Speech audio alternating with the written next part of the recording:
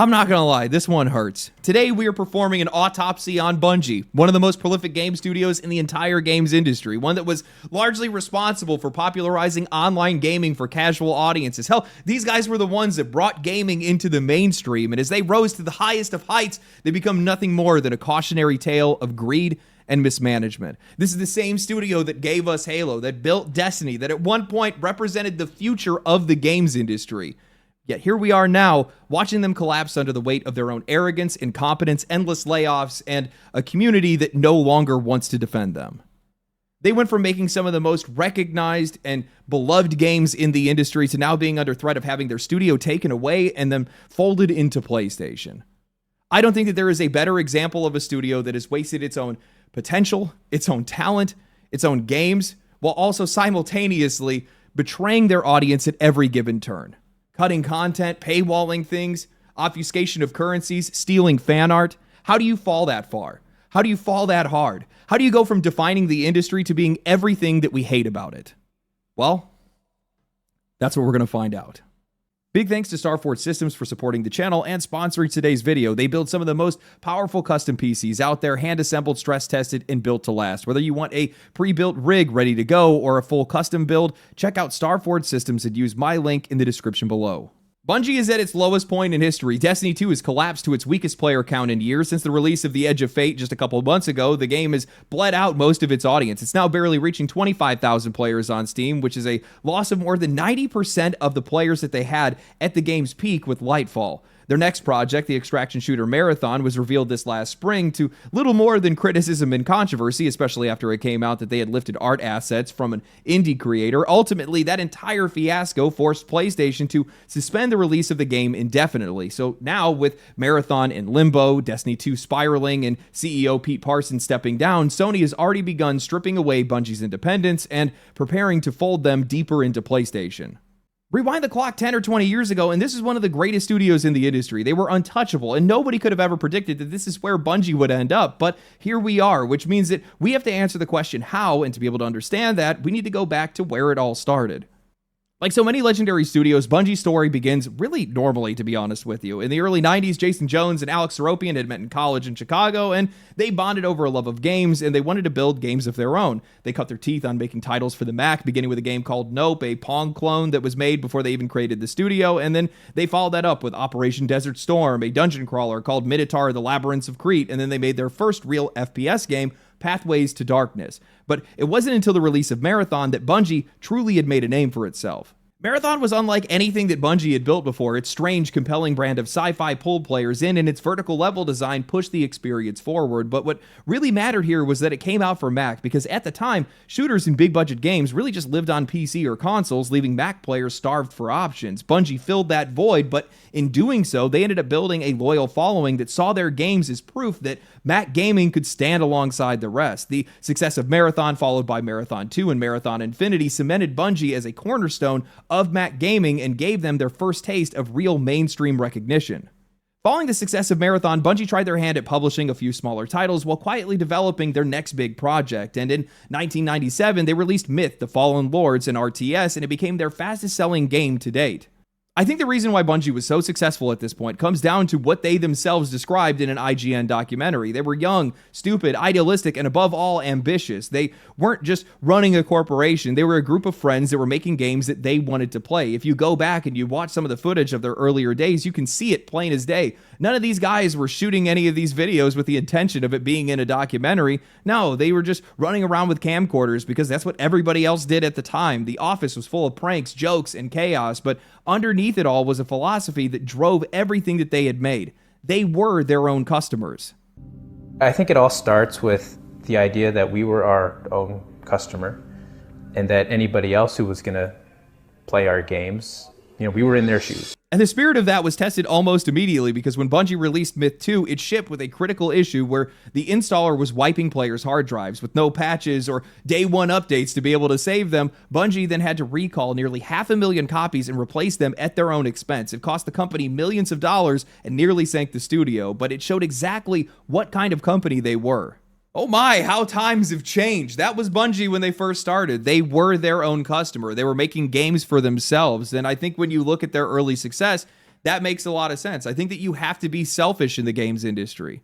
I mean, you have a ragtag group of nerds and geeks that like sci-fi and fantasy games, and that's what they were trying to make for themselves. They weren't thinking about what anybody else wanted them to make. They just wanted to make the games that they themselves wanted to play. We were our own customer. We were in their shoes. That line seems to come up almost every single time I ever talk about either successful developers or ones that are failing, because at the end of the day, I think that that's where success in this industry starts and stops.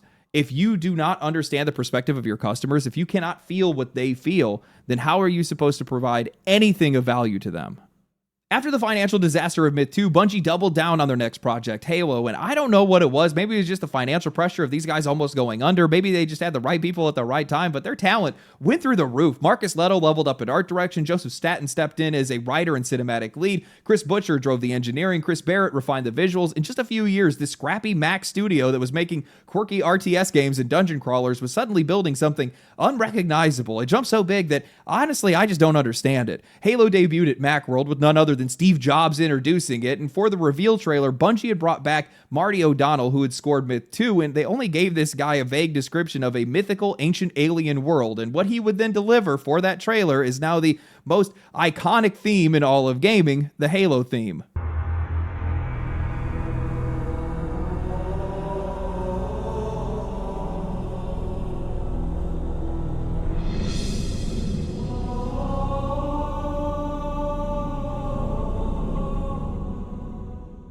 But even as they pushed forward creatively, Bungie was still deep in financial trouble. They were not good at managing money, they were good at making games, and the impact of the millions lost on Myth 2's launch was finally starting to take its toll. So, following the reveal of the game, they began quietly searching for somebody to acquire them. They knew that Microsoft was preparing to launch a new console, so they reached out to Ed Freeze, head of Xbox. Freeze, completely desperate for talent and flagship titles, jumped at the chance to be able to acquire them. The deal went through, and Microsoft made Halo the centerpiece of its new console. Now, at the time, first-person shooters lived on PC. Games like Doom and Quake thrived on mouse and keyboard precision, and most people doubted whether or not first-person shooters could even work on console. Halo Combat Evolved ended up launching on the Xbox, and it proved everybody wrong. Its tight controls redefined what shooters could be on the platform, setting the standard for how FPS games would feel on consoles even today. When Halo released, I don't know, man, this game was an enigma. Its campaign and PvP were perfect, and you just had never played anything like it before. And its LAN-enabled multiplayer just created this instant community around it. We'd hook up multiple Xbox consoles for 16-player matches. It just became the game that everybody wanted to get together to play. And it wasn't just about playing the game, it was about the shared memories that that game brought with it. But this is also the moment where things took an unexpected turn, because after the release of Halo and during the development of Halo 2, Bungie's priorities began to shift. And I'd argue that this is the moment where everything changed for them, because remember, Bungie was a Mac first developer with a loyal audience that carried them through their early years. They would not be where they were without them. The original agreement they had for Halo was for that game to be multi-platform, and Microsoft had already commissioned Gearbox to port the game to PC and Mac. But then Microsoft and Xbox's marketing team, along with Bungie's own manager under Microsoft, Pete Parsons, canceled the ports, forcing the game to be exclusive. Now, I'm not saying that this betrayal of the PC and Mac fans was the sole reason for Bungie to go down the wrong path, but this is the moment where control started to slip, when making games stopped being about the players who got them there and started being about something else entirely, something that only got worse with the development of Halo 2. Bungie wanted to push Halo 2 further than anything that they had done before, but the project slipped into chaos. Deadlines started slipping, Microsoft's patience started to run dry, and executives were reportedly pressuring the developers to sleep in their own offices just to keep the machine moving. The same group of nerds that were once making games for themselves were now getting crushed under corporate schedules. Bungie asked for another year, but Microsoft said no. For Bungie, this wasn't just a scheduling issue, it was survival. Rushing Halo 2 risked undoing everything that they had already built, and the standoff between the two got so heated that Ed Freeze, one of Xbox's top leaders, quit the company in frustration. Bungie eventually ended up getting their delay, but they lost their strongest ally, and with him, the last traces of the carefree studio that they used to be. And I think what's crazy is that despite all of this, their talent was still undeniable. Halo 2 was more than just a sequel, it was a cultural event. It sold 2.4 million copies in the first 24 hours. It raked in $125 million, becoming the fastest selling piece of media at the time. It was the moment that gaming fully entered into the mainstream. And beyond sales, Halo 2 revolutionized online multiplayer. Through Xbox Live, players could actually form clans and climb leaderboards and compete in a global community. It wasn't just a continuation of Halo's story, it defined what online gaming could be for consoles, and it cemented Bungie as one of the most important studios in gaming history. But that success came at a cost, because going big time, locking in with Microsoft, abandoning their old Mac audience, even if it wasn't their choice, it reshaped the studio. The Bungie that was once building games for themselves is now tied to something much bigger, and the weight of that partnership was starting to show. The development of Halo 2 was the moment where Bungie finally realized what they had signed up for. Microsoft now has one of the most important games in the industry, and there was no world in which they were going to let Bungie work on anything else. With every release, expectations grew even heavier, and as soon as Halo 2 had shipped, Bungie was pushed straight into Halo 3. Now, on the surface, the development of Halo 3 was going smoothly, but inside the studio, resentment was building. Leadership had already begun whispering about escape and starting talks with Microsoft about going independent, knowing that they had been chained to Halo forever under Microsoft's oversight. And yet, under that pressure, they did it again. In 2007, Halo 3 launched to $170 million in sales in the first 24 hours. Halo 3 was an enormous leap over Halo 2. Powered by the Xbox 360's hardware, visually, it was unrecognizable compared to earlier games. Easily the best-looking shooter of the time. Bungie over-delivered on nearly every single front. Forge mode, a revolutionary tool that let us make our own maps and create our own content. Theater mode, where we could record, edit, and share gameplay clips. Dedicated servers that gave multiplayer stability and consistency that we just never even saw on console. And a campaign that stretched even longer than whatever they had made before, delivering some of the most cinematic, satisfying experiences imaginable. But at the height of their success, Bungie was still looking at the exit. Following Halo 3's release, they announced that they were going to be separating from Microsoft, citing a desire to have some creative freedom and return to their roots as an independent studio. Under the deal, Microsoft would retain rights to Halo, while Bungie would continue developing the franchise for a few more years before they fully parted ways. In that stretch, Bungie oversaw Halo Wars, they followed it up with Halo ODST, and finally, in 2010, Halo Reach marked both the studio's farewell to Halo and the end of their official partnership with Microsoft. It was the close of an era. Looking back on it now, it's crazy that despite all the chaos and the pressure that Bungie was under, they never seemed to break. They had already secured their independence from Microsoft. They could have just coasted, quietly quit, or just phoned it in, but instead, every single release, every game they had seemed to just raise the bar even higher. And while Halo 3 might be the most popular entry in the series, Reach was just something else entirely. It showed just how much Bungie had matured and how their skills had developed over the years, and to this day, I do not think that there's been a better FPS story that I have played. Going back to the beginning, delivering Cortana to the Pillar of Autumn, watching the sacrifices of Noble Team unfold, it was devastating, it was emotional, it was unforgettable. Nobody expected Bungie to tell a story like that, and it left an impact that I think still defines them for many fans even today. For a lot of us, Reach wasn't just a farewell to Halo, it was the moment that we remember Bungie forever. I'll be honest with you guys, for some of you folks that watch this channel that are a little bit on the younger side, maybe you guys only know Bungie for Destiny, I'm sorry. It's next to impossible for me to be able to explain just how much their studio and their games meant to gamers worldwide. It's like their existence just made gaming better across the board. It rose the standard for everybody out there. Their storytelling was peerless, their gameplay was flawless, and as a result of that, I think it made the rest of the industry want to do better. They were a company that just kept raising the standard with every single game that they released. And I didn't realize this until I started researching for this video, but I think the reason why we saw such a golden age in the Xbox 360 era isn't just because of nostalgia, it's just because Halo was that fucking good. It was impossible to ignore. If you were a company that was making video games, you needed to be learning something off of what Bungie was doing, because if you weren't, you were failing. And I mean, the advancements that Bungie had made just for first-person shooters on a console is just next level. I mean, they brought them to the console in the first place. They brought the entire genre to the console. It's like I said at the beginning of the video, the controls that you play on a controller today are some variation of Halo's controls. You cannot perfect perfection. These guys created a standard. Everybody else had to follow it. But those standards started to shift. The minute that these guys left Xbox was the minute that everything started to fall apart for them. Whether it was indecisiveness, whether it was the financial pressure of them going independent, maybe it was also their changes in leadership. All of the issues that they had that started at the development of Halo and then on started to bear fruit. and the image and the reputation that Bungie had built for itself was going to fall apart.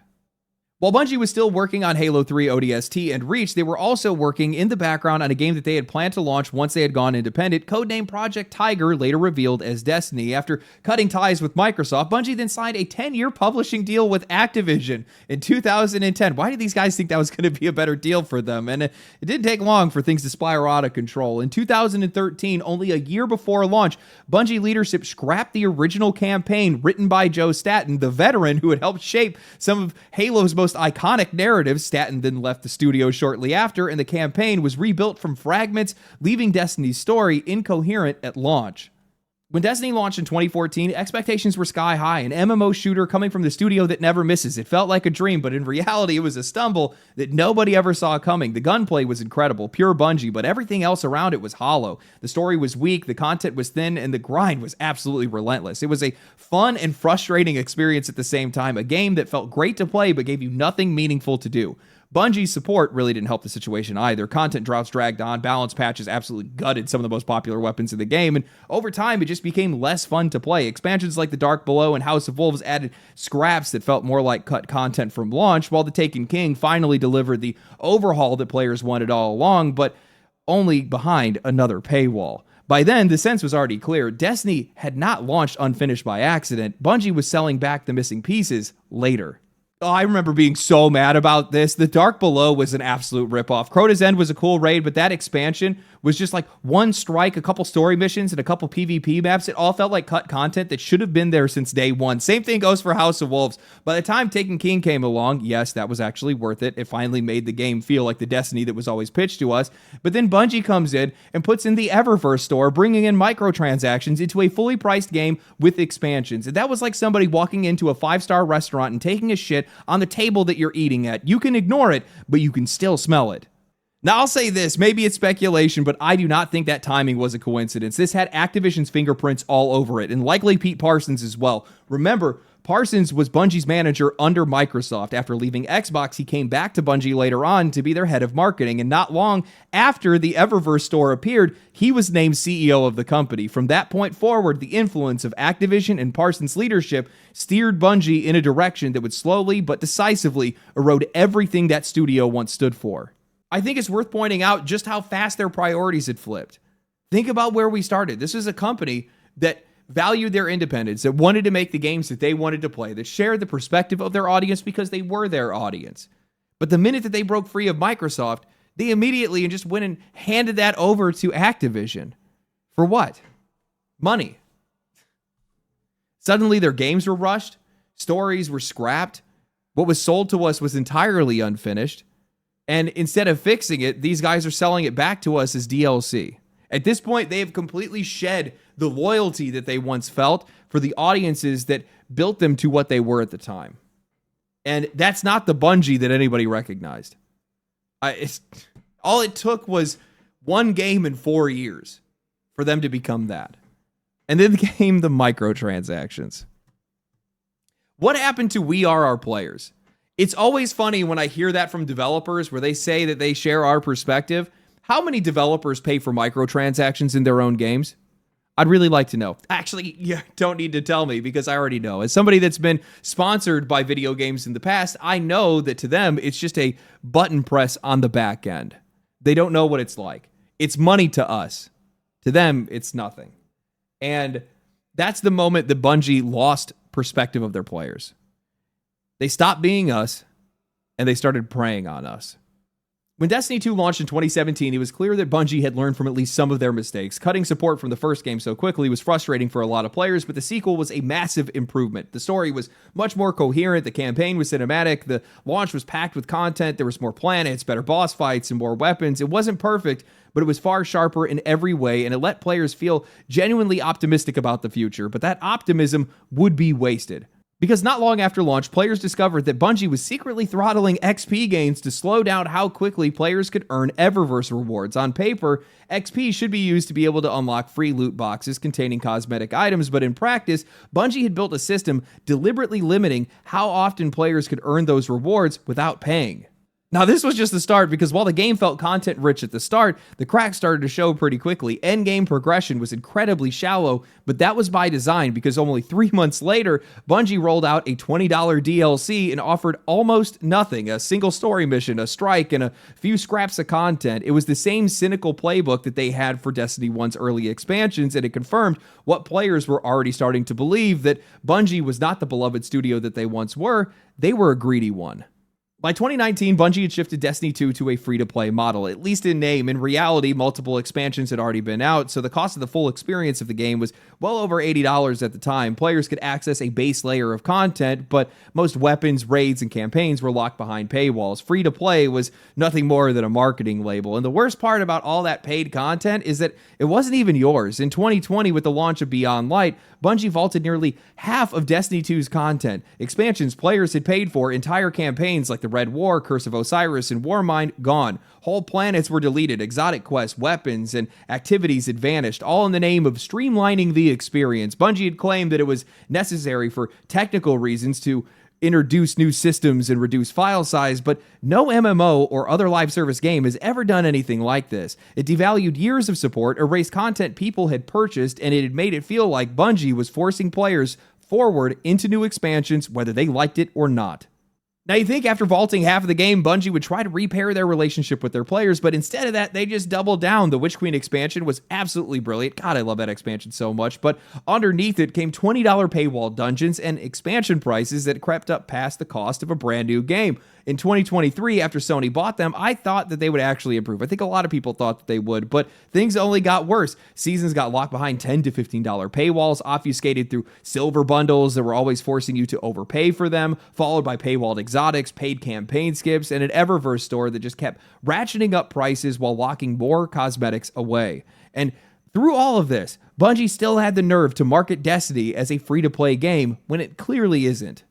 The most frustrating part of all of this is that despite all of its flaws, Destiny 2 can have some incredibly high points. That's why people keep coming back to it. Expansions like Lightfall in 2023 pushed the game over 300,000 concurrent players on Steam, and Episode 1 Echoes sparked a similar surge. The game can be amazing when it delivers. The gunplay is unmatched. The raids are some of the best in the industry, and that's why people care enough to be angry in the first place. But the erratic quality combined with Bungie's obsession with squeezing their players for all they're worth has left this game feeling hollow. That's why the game now sits at 25,000 concurrent players on Steam right now, its lowest ever. And honestly, who could blame anybody for leaving? Destiny 2 costs over $400 if you want access to the full game. It's locking content behind expansions that can vanish at any time while still asking for money at every turn. This is not the Bungie that made Halo. That's obvious now. Most of the original staff is gone, lost to layoffs, creative differences, scandals, or burnout, or whatever else, and what's left has shifted its perspective so far from we are our players that the quality has suffered and the trust is gone. Bungie was once one of the most renowned studios in the world. Now nobody gives them the benefit of the doubt because they have proven time and time again that they do not deserve it. They've abandoned their principles that they were founded on to the point where their own leadership openly dismisses the idea of delivering value to their players. At GDC 2023, Bungie's then general manager, now CEO Justin Truman, gave a presentation on running a live service game where he literally argued that over-delivering to your players is a bad thing. He said, if we release an expansion with 2 raids, the next year folks are going to be upset if there's only 1 raid. We've hurt the station by making a rogue decision in 1 train. But at the same time, and this is why the lesson is so painful, so much of quality and delight in our craft comes from over-delivery, right? From giving folks stuff beyond what they expected. We still want that. We still want to surprise and delight and sometimes overwhelm our players, but we need to be mindful of the patterns and the implied future commitments we've set for ourselves each time. Games media rushed in to defend Bungie at the time, claiming that players just didn't understand the full context of the conversation, but let's be real, that's a bullshit mentality. It does not benefit your customers in any way. You should be setting clear goals and delivering on them. Simple as that. How disorganized, how inept is your leadership if you have to justify not creating patterns of quality? If you're afraid of actually setting positive expectations, that's not a strategy, it's cowardice. And that leadership, I think, has shown through bright as day when they revealed Marathon earlier this year, a hero-based extraction shooter. I didn't think you could be any more on the nose when it comes to trend chasing, but the reveal landed with a thud, uninspired, unwanted, instantly forgettable. Then came the controversy when fans discovered that Bungie had copied an indie artist's work for their art deck, then they go and blame it on a former employee that got swept up under layoffs. But true or not, intentional or not, it doesn't really matter. It only underscores just how disorganized and hollow this studio has become. And I'll be honest with you, I played the Marathon pre-alpha, and it was the first time in all of my research that I actually felt like I was going to work. No soul, no spark. It was just an empty grind that just made it painfully clear that Bungie has not only sold away their principles, but their talent. The only thing that's left is a studio that is creatively bankrupt, and it's being run by management that has no idea what they're doing, and that's why Marathon is delayed indefinitely. Sony now sees the writing on the wall and that they've wasted their $3.6 billion investment. With Destiny 2 bleeding players and Marathon delayed indefinitely, they've begun stripping away Bungie's autonomy, preparing to fold the studio fully into PlayStation, likely dissolving it entirely. There's a really good chance that Bungie just won't exist after this. Bungie's story is tragic because it didn't have to be this way. They weren't some no-name studio that lucked into success. They were visionaries that once set a standard for the entire industry. They took shooters off of the PC and brought them to console. They created moments, memories, and communities that shaped an entire generation of players, and then they just sold it all away. Piece by piece, a studio that was its own customer became a studio that looked at its players as wallets to be drained. They traded their identity for contracts. They traded ambition for trends. They traded trust for microtransactions, and now they're just a shell of whatever they used to be. The community is fractured. Their flagship game is bleeding players. Their next project is a punchline, and the company itself is just now being stripped for parts. The truth is, Bungie isn't collapsing because of bad luck. They're collapsing because they abandoned the very philosophy that made them great. The people who once played their own games, who built for themselves and invited us along for the ride, are gone. What's left is a company that doesn't even understand its audience anymore, a company who forgot what it was. And in this industry, when you lose that, you don't just fall, you get buried. I don't think that Marathon stands a chance. I don't see a world where that happens, not without a vast reimagining. I'm talking about an almost entirely different game, which requires a lot more time and a lot more money, and I do not think those are things that Sony is going to be willing to give to them. I think that Sony's looking at this and saying, this is a company that's lost its trust, that's lost its talent, that's lost its organization, and they're likely regretting that $3.6 billion investment, or saying to themselves, let's just salvage whatever we can that still works. I'm deeply saddened to make a video like this. I would have never thought that this is where Bungie would end up. I really wouldn't. I mean, I've talked about this in other videos in the past, but Halo was largely the game that made me a gamer. Like, sure, I played games when I was younger, but at the same time, I never had games that I was like committed to. Games that became a part of my identity or part of my personality, or that led to me making a lot of other friends and memories and things like that. And I mean, they drove me to want to make games of my own. I mean, I dropped out. I'm just not really built for programming, to be honest with you. But either way, that's still what their games did. Their games inspired others to do other things, to do great things, or try to do great things. And now their games only inspire criticism, hate, resentment. I really am of the mind that money corrupts all. And that the more that you're tempted by the ring, the more focus you lose. And the more focus you lose, everything starts to suffer as a result of it. I have no problem with these companies wanting to make money. I don't even have a problem with companies wanting to have microtransactions in their game. I really don't. The problem is that when that gets in the way of the quality of the experience and actually making something for the audience that you're putting it out there for. And when your greed is getting to the point where it's interfering with the process, with the quality, with the experience that you're delivering, you've already lost your company at that point. At least that's how it works in my eyes. I don't know if becoming a part of PlayStation is going to help them. Maybe it will. I mean, PlayStation's internal studios do relatively well for the most part, so maybe that ends up being a boon to them, and maybe it ends up working out. Maybe that's what they need, is just stronger leadership and more oversight. I mean, if you think about it, they were at their peak when they had Microsoft over them. So, I mean, maybe this is exactly what they need. Maybe independence was the last thing that Bungie needed. Who knows? Anyway, hope you guys enjoyed the video. This is probably going to be a long one. I had a lot to say. I didn't want to leave out any context. I hope you guys enjoyed it. I hope it wasn't too long. If you guys did enjoy the video, share the video. Like the video, comment down below, subscribe to the channel, follow me on Twitch, follow me on Twitter, catch me live on Fridays. And yeah, that's all I got. Stay cool, stay righteous, stay safe. I'll catch you guys in the next one. Peace. Say bye. Say bye. Hey. Family. family.